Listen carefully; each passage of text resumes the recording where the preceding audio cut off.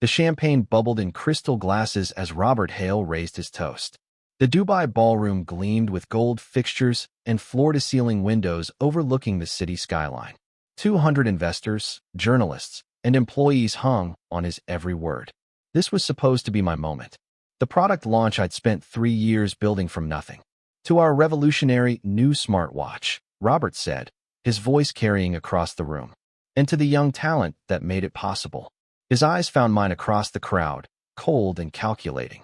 Unfortunately, our former head of development won't be joining us for the next phase. Sometimes you need fresh blood to take things to the next level. The room erupted in polite applause. I felt my chest tighten, but I didn't move, didn't flinch. I simply reached into my jacket and pulled out the manila envelope I'd been carrying all evening. My legs felt steady as I walked to the front of the room. "Congratulations, Robert," I said, placing the envelope on the podium. My voice was calm, almost friendly. "From your biggest mistake." I turned and walked toward the exit.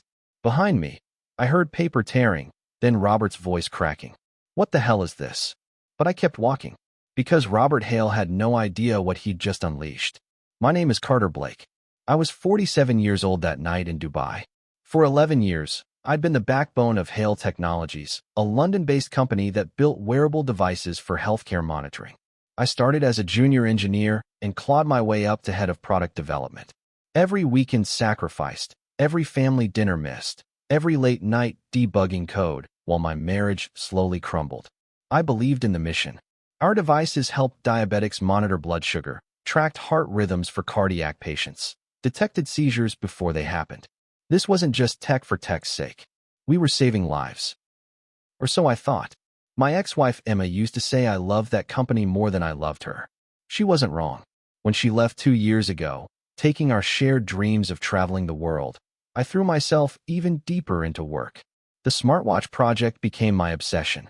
3 years of 18-hour days, fighting suppliers, pushing engineers, solving problems nobody else could solve. I built that product from circuit boards to software to manufacturing partnerships. Every line of code, every sensor placement, every user interface decision flowed through me. It was my baby, my masterpiece, my legacy. And Robert just gave all the credit to someone else. Someone young enough to be my son. 3 weeks before Dubai, Robert called me into his glass office overlooking the Thames. He leaned back in his leather chair, all practiced charm and expensive cologne. "Carter, you've done solid work," he said, like he was offering me a participation trophy. "But this launch needs a different energy. Something fresh, dynamic. We're putting Nathan in front of the investors." Nathan Perry, 27 years old, perfect teeth, expensive haircut. The engineering intern I'd personally trained for 6 months. He knew how to code, but he didn't understand the bigger picture. He'd never debugged a manufacturing crisis at 3 in the morning or explained complex technical details to confused executives. "You're joking," I said. Robert's smile never wavered. "The board wants to show a younger leadership team. You understand business, Carter. It's about optics." "Optics." My voice stayed level, but my hands clenched. I designed every component of this product. "Nathan can barely explain how the heart rate sensor works." "You'll still be part of the team," Robert said with mock sympathy. "Behind the scenes, where your experience is valuable. Behind the scenes, invisible, replaceable." That was the moment I realized my future at Hale Technologies was already decided. Not because I wasn't capable, but because Robert had written me off as old news. What he didn't know was that I'd been noticing things. For months, something had felt off about our product reports. Small inconsistencies at first. Battery life tests that showed different results in internal emails versus investor presentations. Safety certifications dated before testing was actually complete. Financial projections that seemed too optimistic compared to our manufacturing costs. Every time I brought concerns to Robert, he brushed me off. "You're overthinking, Carter. Trust the process." But my instincts screamed otherwise. I'd spent 11 years in this industry. I knew when numbers didn't add up. The smartwatch was revolutionary, yes, but it also pushed boundaries in ways that made me nervous. The battery technology was new, largely untested in long-term scenarios. The sensors collected intimate health data that could be misused if security failed. Our rush to market felt reckless. I started keeping copies. Not because I wanted to cause trouble, but because something in my gut told me I'd need protection someday. Screenshots of altered reports. Printed emails showing pressure to skip testing phases. Meeting notes where Robert ordered us to massage the data for investor calls. I stored everything in a locked drawer at home, telling myself it was just insurance. I never imagined I'd actually need to use it. But that night in Dubai, as Robert handed my career to Nathan, I realized my insurance policy was about to become Robert's nightmare. The envelope contained just enough to get his attention. Copies of 3 emails where Robert personally approved skipping extended battery testing. A safety report showing potential overheating issues that never made it to the final certification. Financial projections that inflated expected sales by 40%. Not everything I had, just a taste. I watched Robert's face change as he read. The confident smirk melted into confusion, then fear. His eyes darted around the room, checking if anyone else could see the documents. But the damage was done. In front of 200 witnesses, I'd handed him proof of his own fraud. The rest of the launch party continued around us, but the energy had shifted. Conversations became quieter. People glanced toward Robert, then away. Nathan's presentation about the product's innovative features felt hollow when everyone sensed something bigger was happening. I didn't stick around for the aftermath. By the time Robert looked up from the papers, I was already in the elevator, heading down to the lobby. My phone buzzed immediately. Text after text from colleagues asking what happened. But I ignored them all. Outside, Dubai's heat hit me like a wall. I found a quiet cafe 3 blocks away and ordered black coffee. My hands were steady now. The fear I'd carried for months was gone, replaced by something cleaner. Purpose. Robert thought he could erase me with a toast. He had no idea I'd been preparing for this moment. I flew back to London that night. By the time my plane landed at Heathrow, my phone was exploding. 17 missed calls from Robert. 8 from our HR director, Lynette Wells. 3 from numbers I didn't recognize, probably company lawyers. I ignored them all and took the tube home to my flat in Canary Wharf. The place felt different now, quieter, like the calm before a hurricane. I made tea and sat at my kitchen table, staring at the briefcase I'd carried home from the office months earlier. Inside were the real files, everything I'd collected over the past year. Evidence of systematic fraud that went far beyond the samples I'd given Robert. Test results that had been altered. Safety protocols that were bypassed. Investor meetings where Robert knowingly presented false information. My phone buzzed with a voicemail from Robert. His voice was tight, controlled rage barely contained. Carter, you've made a serious mistake. Those documents are company property. Return them immediately, or we'll have to involve them legally. Don't make this harder than it needs to be. Company property. As if the truth belonged to him. I deleted the message and poured another cup of tea. Outside my window, London's financial district sparkled in the darkness. Tomorrow, the real battle will begin. Wednesday morning, a black Range Rover parked across from my building. It stayed there for 3 hours. I watched from my window as the driver occasionally spoke into a phone, his eyes never leaving my front entrance. They weren't even trying to be subtle. I called in sick to work, which was ridiculous since I basically had no job left anyway. Instead, I walked to a small branch of Barclays Bank 15 minutes from my flat. I'd opened a safety deposit box there 2 years earlier, back when my divorce was getting messy and I needed to protect important documents. The clerk, Mrs. Johnson, greeted me warmly. She was used to seeing me every few months when I updated my personal papers. Today, I carried a larger folder than usual.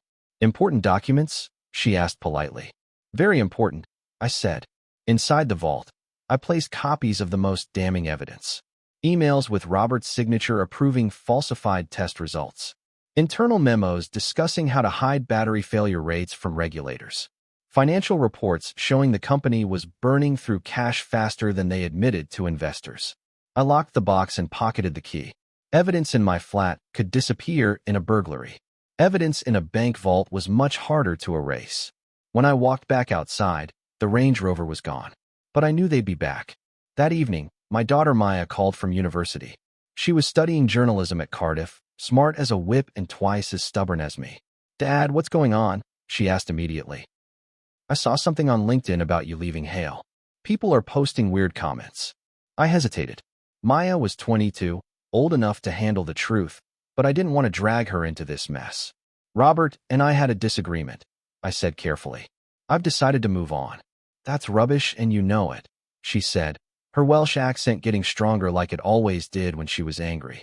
You've worked there since I was 11. You built that whole department from nothing. She was right. I'd hired most of the engineering team myself, trained them, mentored them, created the culture that made Hale's products possible. And Robert had just erased all of that with a single toast. Maya, listen to me, I said. Whatever you hear in the next few weeks, don't get involved. Focus on your studies. Let me handle this. Are you in trouble? I looked out at the London skyline, lights twinkling like false promises. No, I lied gently. I'm handling it. When we hung up, I sat in the darkness of my living room, knowing she deserved better than lies. Friday brought an envelope slipped under my door. Inside was a severance agreement that made my eyes widen. 6 years' salary, immediate payout, comprehensive health care, even a consulting retainer for 2 years. All I had to do was sign a non-disclosure agreement and promise never to disparage the company. The money was tempting. More than tempting. I could disappear somewhere warm. Maybe write the novel I'd always talked about. Start over completely. But the NDA clause was 50 pages of legal language that basically said I could never speak about anything I'd learned at Hale. Ever. To anyone. Including regulators, journalists, or law enforcement. Robert wasn't just buying my silence. He was buying my complicity. I read the agreement twice, then fed it into my paper shredder. The sound of tearing paper was satisfying in a way that surprised me. For 11 years, I'd let Robert make decisions about my career, my projects, my life. Not anymore. My phone rang immediately. Robert's name flashed on the screen. You're making this personal, Carter, he said when I answered. It doesn't have to be. You made it personal the moment you decided I was disposable, I replied. Think about your future. Your reputation. Who's going to hire someone who bites the hand that feeds them? I hung up on him.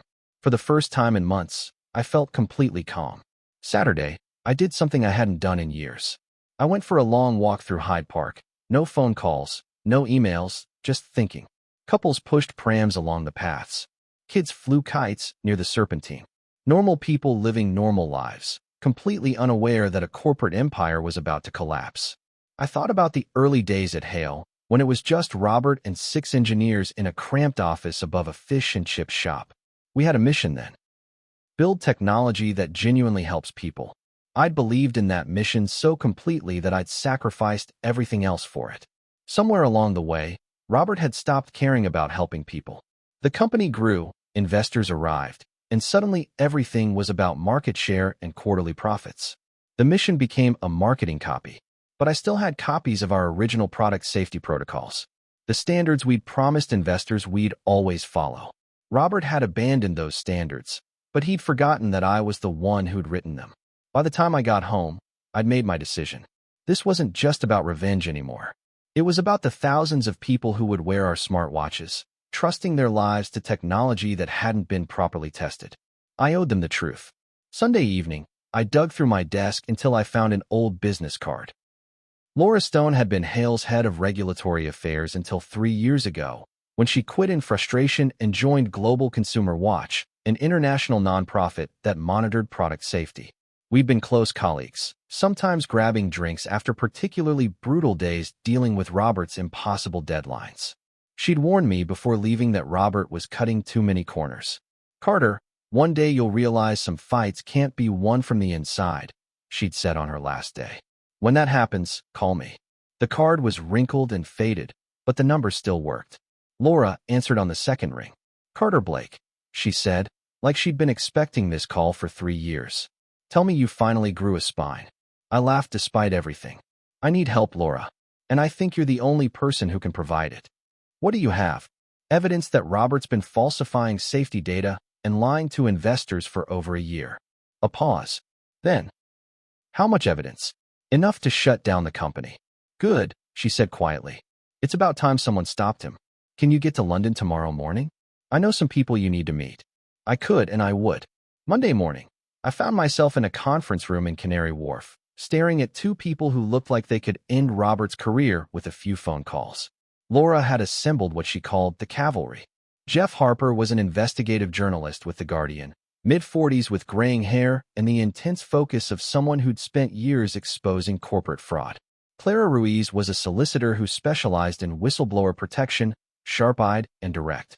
"Let's see what you've got," Jeff said. I opened my briefcase and spread the documents across the table. Emails showing Robert personally approving shortcuts in testing. Safety reports with altered conclusions. Financial projections that bore no resemblance to our actual costs and timelines. Jeff whistled softly. "This is systematic fraud. How long has this been going on?" "At least 18 months, I said. "Maybe longer." Clara leaned forward. "These safety test results, if they're falsified, we're talking about potential harm to millions of users. Watches that could overheat, catch fire, cause burns. This isn't just financial fraud." Laura nodded grimly. "I suspected something like this when I left." Robert was already pushing to skip validation phases back then. "What do you want to do?" Clara asked me directly. I thought of Robert's smug face, of Nathan getting credit for my work, of the thousands of people who would trust our product with their health. "I want to stop him." Clara moved fast. By Tuesday afternoon, she'd filed formal whistleblower protection paperwork with both UK and EU regulators. The documents were airtight, she assured me. If Hale tried to retaliate, they'd face serious legal consequences. "From this point forward," she said, "document everything. Every call, every email, every interaction with the company. If they cancel your health insurance, we'll have them." Jeff began the slower work of verification. He couldn't just publish my allegations without independent confirmation. That would be sloppy journalism and potential libel. "I need to speak with other engineers," he told me. "People who can confirm the testing irregularities. Anyone willing to go on background." I gave him 3 names. Engineers I trusted, people who'd raised concerns privately but had been shut down by management. Whether they'd talk to a journalist was another question entirely. Laura coordinated with her contacts at Global Consumer Watch. They prepared to notify international safety regulators if internal channels failed to address the problems. "The key," Laura explained, "is giving Hale a chance to fix this internally first. If they refuse, then we escalate. That way, nobody can claim we didn't follow proper procedures." By the end of the week, the machinery was in motion. I just had to wait for Robert to make his next move. I didn't have to wait long. Wednesday morning brought an email from Lynette Wells in HR, formally notifying me that my employment status was under review pending investigation of unauthorized document removal. Unauthorized document removal? They were trying to frame me as a thief. Clara responded immediately on my behalf. "All communication regarding Mr. Blake's employment must go through legal counsel. Any attempt to terminate or retaliate against a protected whistleblower will result in immediate legal action." The corporate machinery ground to a halt. For 2 days, silence. Then Jeff called with an update. "I've confirmed your story with 2 engineers. They're scared, won't go on record, but they verified the testing pressure and document alterations. I'm also chasing down the external testing lab you used. The lab was crucial. Hale had contracted with an independent facility for thermal and battery safety testing. If they had records showing failed tests that Robert had buried, it would be ironclad proof. Lab manager won't talk directly," Jeff continued, "but he gave me report identification numbers that match your copies. That's as close to verification as I'll get before publication." Friday afternoon, my phone rang with a number I didn't recognize. "Mr. Blake? This is Simon Crawford, chair of Hale's audit committee. We'd like to schedule a meeting to discuss your concerns." My heart raced. The audit committee only got involved in serious matters. "My attorney will coordinate," I said. "Of course," Crawford replied, but I could hear the tension in his voice. "We want to resolve this quickly and fairly." That weekend, I barely left my flat. Every delivery truck, every footstep in the hallway made me look up nervously. I'd crossed a line, and Robert knew it. The black Range Rover hadn't returned, but I felt watched anyway. Maya called Saturday evening, her voice tight with worry. "Dad, there are posts about you on social media. Someone's claiming you were fired for stealing company secrets." My jaw clenched. Robert was already trying to control the narrative. "It's not true," I said. "I documented problems with our products. The company doesn't like that." "What kind of problems?" I hesitated. Maya was studying journalism. She understood how important sources were, how stories developed. But I also didn't want her getting pulled into this. "Safety issues they try to hide from regulators," I said finally. I couldn't stay quiet about it. "Jesus, Dad. That's huge. You could be in real danger. The thought had occurred to me. Corporate whistleblowers didn't exactly have a great track record of staying safe. But I was in too deep to back down now. I'm being careful, I promised. And I have good lawyers. I'm proud of you, she said quietly. Mom always said you had more integrity than sense. After we hung up, I sat in my living room with all the lights off, thinking about integrity and consequences and the price of staying silent. Monday morning brought a voicemail that changed everything. Robert's voice, no longer controlled, pure rage bleeding through. You think you're a hero, Carter? You think exposing some paperwork makes you righteous? You're not a whistleblower. You're a bitter old man who couldn't accept being replaced. When this is over, you'll be unemployable. No one in tech will touch you. You're a dead man professionally. The message continued for another minute, Robert's voice getting more unhinged. Threats about legal action, personal destruction, making sure I'd regret crossing him. I saved the recording and immediately forwarded it to Clara. Her response was immediate. Do not respond. Do not delete. This is evidence of retaliation and potentially witness intimidation. Robert just handed us a gift. The irony wasn't lost on me. In trying to scare me into silence, Robert had created documented proof of the exact behavior that whistleblower laws were designed to prevent. An hour later, Jeff called. My editors have cleared the story for publication. Careful language, multiple sources, documents verified. It goes live tomorrow morning. My mouth went dry. Tomorrow. Are you ready for this? Once it's public, there's no going back. I thought of the voicemail, of Maya's pride, of the thousands of people who would wear our potentially dangerous watches. Yes, I said. I'm ready. Tuesday morning at 6:47 a.m., my phone buzzed with the link. The headline was understated but devastating. Internal documents suggest safety shortcuts at Hale Technologies. Jeff had written carefully, avoiding sensationalism while laying out the facts. Internal emails showed pressure to rush testing. Safety reports contained altered conclusions. Financial projections presented to investors didn't match internal assessments. A former senior executive had provided documentation. I wasn't named, but anyone at Hale would know exactly who the source was. By 8 a.m., my phone was in chaos. Colleagues texting questions they were probably afraid to ask directly. A formal email from Lynette Wells demanding I come in immediately for a disciplinary hearing. 3 calls from numbers I didn't recognize. At 8:23, Hale's website changed. The triumphant product launch banner disappeared, replaced by a single line. The company is reviewing additional data regarding our recent product release and will provide updates as appropriate. The celebration had become damage control in less than 12 hours. At 9:15, Robert left another voicemail. This time, his voice was different. Not rage, but something colder. Fear. You have no idea what you've done, Carter. To the company, to your colleagues, to yourself. This isn't over. Clara texted me immediately after I forwarded the message. Preserve everything. Do not engage. We're documenting a pattern of retaliation. By noon, Hale's stock price had dropped 8%. Wednesday afternoon, a text arrived from a number I didn't recognize. Can't call from work. Robert's moving files off the shared server to private storage. Check timestamps on the Q4 testing folder if you still have access. They're backdating everything. K. I didn't know who K was, but the information was too specific to ignore. Someone inside the company was watching Robert's panic moves and quietly helping me. I immediately called Clara. If they're tampering with evidence after receiving legal notice, that's obstruction, she said. Forward everything.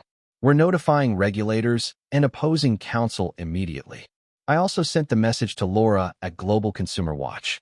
Her response was swift. We'll document all public-facing changes to their website and press releases. If they're altering timelines, we'll have proof.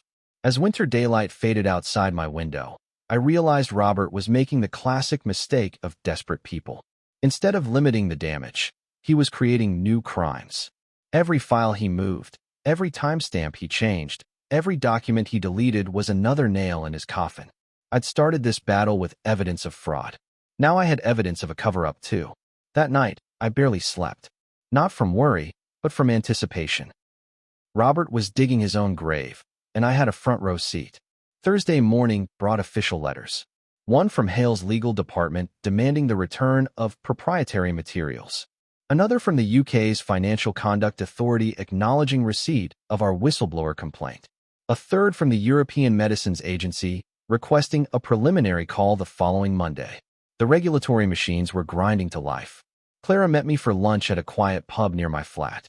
Robert's lawyers called this morning. She said over fish and chips. They want to arrange a settlement discussion. What kind of settlement? The kind where you disappear quietly and they pay you enough to forget what you know. I thought about it for exactly 3 seconds. Not interested. Good, Clara smiled. Because I already told them you weren't available for discussions while they're actively retaliating against you. At 3 p.m., Jeff sent me a screenshot of Hale's updated press statement. The company has placed one executive on administrative leave pending review of internal procedures. No name, but everyone would know they meant me. Except I hadn't been placed on leave. I'd walked away from Robert's attempted humiliation, and now they were scrambling to control the story. My phone buzzed with a text from Maya. Saw the news. Are you the executive on leave? Technically, I left, I replied. They're just trying to save face. I love you, Dad. That simple message hit harder than any of Robert's threats. Friday afternoon, I sat in another conference room, this one at Hale's headquarters. The same building where I'd spent 11 years of my life, now feeling like enemy territory. Robert sat across from me, flanked by lawyers and the audit committee. His usual confidence was gone, replaced by barely controlled desperation. Dark circles under his eyes suggested he wasn't sleeping well. Simon Crawford, the audit committee chair, started with careful corporate speech about resolving misunderstandings and moving forward constructively. I let Clara do most of the talking. She laid out our timeline methodically. The altered safety reports, the falsified investor presentations, the evidence tampering that had occurred after legal notice. Our client has documented systematic fraud spanning 18 months, she said, along with clear evidence of retaliation for reporting legitimate safety concerns. Robert finally spoke, his voice tight. Carter's disgruntled about a career transition. He's trying to damage the company out of spite. I looked at him directly for the first time since Dubai. The documents speak for themselves, Robert. The timestamps, the email trails, the test results you buried. None of that is spite. It's evidence. The room went silent except for the scratch of the court reporter's pen. For 2 hours, I answered questions calmly, sticking to facts I could prove. When it ended, Robert avoided eye contact. The audit committee looked like they'd seen a ghost. The following Monday, everything accelerated. Clara called at 7 a.m. with news that the Financial Conduct Authority had opened a formal investigation. The European Medicines Agency scheduled an emergency review of our medical device certifications. They're taking this seriously, she said. Much more seriously than Robert anticipated. By 10 a.m., Jeff published a follow-up story with additional sources. Hale Technologies faces regulatory scrutiny over product safety claims. This time, 2 engineers agreed to be quoted anonymously, confirming pressure to rush products to market. At 11:30, Hale's website announced a voluntary recall of smartwatches manufactured in the past 6 months, citing additional testing to ensure optimal performance. A voluntary recall. Robert was trying to frame systematic fraud as proactive safety measures. My phone rang constantly. Former colleagues asking if I was the whistleblower. Recruiters are wondering about my availability. A producer from the BBC wanted an interview. I ignored most of them. This wasn't about becoming famous. It was about making sure the truth couldn't be buried. At 4 p.m., Maya called from Cardiff. Dad, it's all over the news here. They're saying someone inside Hale exposed massive fraud. That's you, isn't it? I couldn't lie to her anymore. Yes. Are you safe? I'm protected, I said. Legally and physically. Clara made sure of that. Good. Because I'm proud of what you're doing. Really proud. Tuesday brought the headline I'd been waiting for. Hale Technologies CEO suspended pending criminal investigation. Robert was gone. Not retired, not reassigned. Suspended without pay while prosecutors decided whether to file charges. The board had thrown him overboard to save themselves. Jeff's story was comprehensive this time, naming Robert specifically and detailing the scope of the alleged fraud. Financial analysts called it the most spectacular corporate implosion of the decade. My phone buzzed with a text from the mysterious K, who'd been feeding me inside information. Robert cleared out his office at 6 a.m. Security escorted him out. Nathan's been terminated too. Everyone knows you took them down. Nathan. I almost felt sorry for him. He'd been Robert's pawn, given credit for work he didn't do, then discarded when the scandal broke. But he'd known something was wrong and stayed silent. At lunch, Laura called with an update from Global Consumer Watch. Regulators in 17 countries are reviewing Hale's certifications. The recall's expanding globally. They're estimating losses in the hundreds of millions. I should have felt satisfied. Instead, I felt oddly empty. 11 years of my life, reduced to headlines about fraud and failure. But then I thought about the customers who wouldn't be hurt by defective products, and the emptiness lifted slightly. The aftermath was brutal, just as Clara had warned. Corporate defenders painted me as a bitter employee seeking revenge. Tech blogs speculated about my motives. Facebook was full of debates about whistleblowing versus loyalty. Some former colleagues reached out quietly with support. Others pretended they'd never known me. The industry was small, and everyone was choosing sides. Maya drove down from Cardiff the weekend after Robert's suspension, bringing takeaway curry and fierce loyalty. "How are you holding up?" she asked as we ate in my kitchen. "Some days are harder than others," I admitted. I knew this would damage my career, but seeing it happen is different. "Do you regret it?" I thought about the question seriously. Robert was facing criminal charges. Nathan had been blacklisted from the tech industry. Dozens of Hale employees had lost their jobs when the stock price collapsed. "I regret trusting Robert for so long," I said finally. "I regret not speaking up sooner." "But stopping him?" "No, I don't regret that." Maya smiled. "That's what I'll remember, Dad. Not the company drama. The fact that you did the right thing when it mattered." Outside, London's evening traffic hummed past my window. Somewhere in the city, Robert was probably meeting with expensive lawyers, trying to avoid prison. I was sitting with my daughter, sharing a meal and honest conversation. I knew which life I preferred. 3 months later, the full scope of Robert's fraud made headlines across Europe. Prosecutors filed charges for securities fraud, regulatory violations, and endangering public safety. The investigation revealed that Hale's problems went far deeper than even I had suspected. Robert had been falsifying data for nearly 3 years, not 18 months. He hid battery fires during early testing, buried reports of skin irritation from device materials, and lied about the watch's medical accuracy in presentations to hospital systems. The final victim count was staggering. Over 2 million devices recalled globally. 17 documented cases of burns from overheating. Class action lawsuits in 6 countries. The company's valuation dropped by 80%. I testified at Robert's trial via video link from a courtroom in London. His lawyers tried to paint me as a disgruntled employee, but the evidence was overwhelming. Emails with his digital signature. Meeting recordings where he explicitly ordered safety shortcuts. Financial documents showing systematic deception. The jury deliberated for 4 hours. Guilty on all counts. Robert was sentenced to 7 years in prison and ordered to pay £12 million in restitution. Nathan received a 2-year suspended sentence for his role in the deception. Clara called me that evening with the verdict. "It's over," she said simply. But it wasn't really over. It was the beginning. I never went back to corporate tech. The industry blacklist was real, just as Robert had promised. Most companies wouldn't touch someone who'd exposed his previous employer, regardless of the ethics involved.